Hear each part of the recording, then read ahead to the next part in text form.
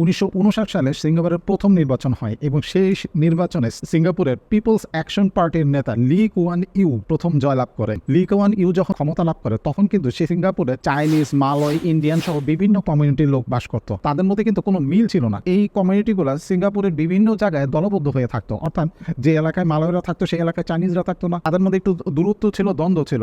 তখন লি কুয়ান ইউ প্রথম একটা ইনোভেটিভ সিদ্ধান্ত নেয় না। তখন তারা সিঙ্গাপুরে হাউজিং ডেভেলপমেন্ট বোর্ড গঠন করে।